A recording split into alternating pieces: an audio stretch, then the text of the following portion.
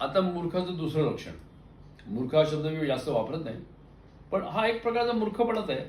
म्हणून मी हे दुसरं लक्षण सांगतो की माझ्या जखमा पटकन बऱ्या होतात. मला कधी लागलं तर ती जखम चिघळत नाही. मला मधुमेह असूच शकत नाही. डिनायल ज्याला आम्ही म्हणतो, डिनायल शक्यच नाही. ही लॅबचा रिपोर्टच चुकीचा आहे. हे करणं चुकीचं आहे.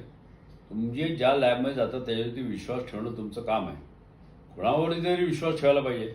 सगळ्याच गोष्टीचा जर तुम्ही डाऊट घ्यायला लागलात तर तुम्ही कसं जगू शकता? हा ECG पण चुकीचा आहे, तुमचं मशीन चुकीचं आहे, तुमचं बीपी ॲपरेटस बरोबर दाखवत नाही. हे सगळं जे तुमच्या मनात येणं साहजिक आहे. मला शक्य नाही होणं आहे, कारण लक्षण नसतं त्या माणसाला तुम्ही जे मधुमेहाचं निदान केलं तर त्याला पहिली गोष्ट असते डिनायल.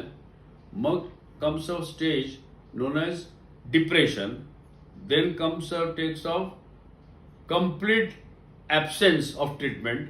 ह्या सगळ्या गोष्टी क्रमाने होत असतात. त्यासाठी मधुमेह झाला पाहिजे दुसऱ्या लॅबमध्ये तुम्ही चेक करून बघा. त्याच्यानंतर कित्येक वेळा आपण मधुमेहाचं निदान झालं की ते रुग्ण एक 8-10 दिवस एकदम कठोर डाएट करतात, एकदम ऑलमोस्ट स्टार्वेशन, आणि दुसऱ्या लॅबमध्ये जाऊन रिपोर्ट करतात. आणि नक्कीच तो रिपोर्ट कमी येतो पहिल्यापेक्षा. म्हणजे म्हणतो हा पहिला रिपोर्ट चुकीचा आहे. 8 दिवस तुम्ही फक्त स्टार्वेशन केलं तर तुमची साखर नक्कीच कमी होणार. म्हणून तुम्ही जसं नेहमी खाता तसं खाऊन दुसऱ्या लॅबमध्ये गेलं पाहिजे. हे मूर्खपणाचं दुसरं लक्षण. तिसरं लक्षण म्हणजे, आणि ही महत्वाचं आहे फार, की वैद्यकीय ट्रीटमेंट चालू असताना दुसरी कुठलीही ट्रीटमेंट चालू करायची स्वतःच. म्हणजे ॲलोपॅथीची ट्रीटमेंट चालते ती कुठल्या तरी निकषावरती अवलंबून असते. डबल ब्लाइंड कंट्रोल ट्रायल करून 50,000-60,000 व्यक्तींवरती ते ड्रग वापरलं की मग ते मार्केटमध्ये येतं क्लिनिकल ट्रायल्स करून.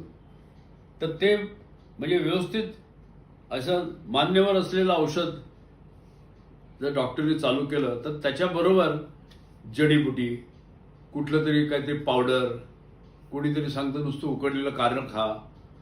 तर ह्या सायमल्टेनियसली गोष्टी तुम्ही करा, मी नाही म्हणत नाही, परंतु जी मेन ट्रीटमेंट आहे ती सोडू नका. ते सोडणं हे अतिशय घातक ठरू शकतं. त्यानंतर मधुमेह एकदा झाला आणि तुम्ही चांगल्या इस्पितळात गेला आणि चांगल्या डॉक्टरकडे गेला की ते सांगतात तुमच्या इतर काही व्याधी आहेत का मधुमेहाबरोबर.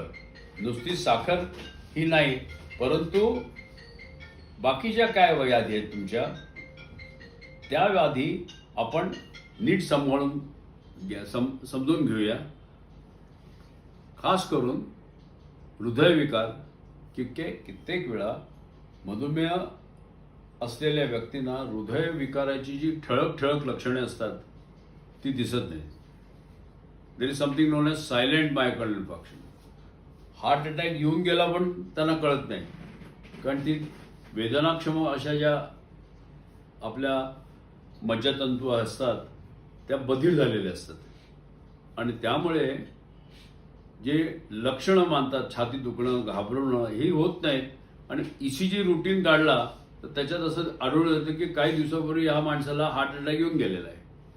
म्हणून तुमचा तज्ज्ञ जेव्हा सांगतो की आता तुम्हाला थोडंसं ब्लड प्रेशर आहे तर तुमच्या किडनीच्या टेस्ट करायला पाहिजे. तुम्हाला डोळ्याला काही लक्षणं नाहीत पण तुमच्या डोळ्यात आतमध्ये टिपं घालून बाहुल्या मोठ्या करून त्याचं आंतरपटलावरती काही चेंजेस झाले आहेत का, रेटॅनोपॅथी ज्याला म्हणतात, त्याचा अभ्यास करायला पाहिजे. कार्डिओग्राम काढायला पाहिजे, इकोकार्डिओग्राफी करायला पाहिजे, लागलं तर स्ट्रेस टेस्ट करायला पाहिजे. कित्येक वेळा त्यांची अँजिओग्राफी पण करावी लागते. पेरिफेरल व्हॅसल डिसीज ज्याला म्हणतात, आपल्या पायाच्या आर्टरीज त्या पण खराब झालेल्या असतात, तर त्यांच्यासाठी कलर डॉपलर स्टडीज आणि लागलं तर पायाची अँजिओग्राफी पण करणं आवश्यकता असते. पण नॉर्मली या लोकांना काही थोडी लक्षणं असतात. परंतु नुसता मधुमेह झाला नुसती साखरेचा तपास करून होत नाही. किडनीच्या सगळ्या तपासण्या, उदाहरणार्थ EGFR, क्रिएटिनिन आणि अल्ब्युमिन किती जातं लघवी वाटे 24 तासात, ती टेस्ट करणं महत्त्वाचं असतं. सोनोग्राफी एब्डॉमेन फॉर पॅनक्रियास, पॅनक्रियासमध्ये काय कॅल्सिफिकेशन आहे का, की दुसरं काय आहे की आणखी मधुमेहाच्या बरोबर कधी कधी लिव्हरला पण सूज येते, फॅटी लिव्हर, नॅश म्हणतो, नॉन अल्कोहोलिक स्टेटोहिपटायटिस. हे नॅश नावाचा रोग आहे, तो जवळजवळ 23 ते 40% मधुमेह लोकांना त्यांची लिव्हर पाल्पेबल असते, फॅटी लिव्हर, आणि त्याला वेगळी औषध द्यावी लागतात, त्यांच्या जेवणात बदल करावा लागतो फॅटमध्ये. तर ह्या सगळ्या टेस्ट करणं सुद्धा आवश्यक असतं. आणि सर्वात प्रमुख मूर्खपणाचं लक्षण म्हणजे या डॉक्टरचं काहीतरी, या कंपन्यांची काहीतरी रॅकेट आहे, कंपन्या हॉस्पिटलमध्ये त्याला कंपल्सरी करावं लागतं, असं काही नसतं. तो तुमच्या भल्यासाठी सांगत असतो की हे टेस्टमध्ये काही जरी निघालं नाही, किती वेळा मला पेशंट जातात, डॉक्टर तुमचा आग्रहाने आम्ही 20,000 रुपये खर्च केले पण जळलं मेलं लक्षण एकही टेस्ट पॉझिटिव्ह नाही. म्हटलं तुम्ही you should be happy for this. Negative test आलीचे पण दुःख काय करता तुम्ही. तर हे एक लक्षण मला अगदी आवर्जून सांगायचं आहे. टेस्ट सगळ्या निगेटिव्ह झाला तर हा तुमचा नशिबाचा भाग आहे, ही चांगली गोष्ट आहे. पण हे उगाच मला खर्चात पडलं वगैरे हे काही समजणं आणि कारणाशिवाय हा डाऊट घेणं तुमच्या डॉक्टरांच्या विषयी. सगळे डॉक्टर्स जे असतात, मी असं म्हणत नाही की सगळे डॉक्टर 100% एथिकल असतात, पण बहुतांशी सगळे सक्सेसफुल डॉक्टर्स जे आहेत आणि मधुमेहाच्या विषयी कळकळ बाळगणारे जे मधुमेह तज्ज्ञ आहेत ते एथिकल असतात.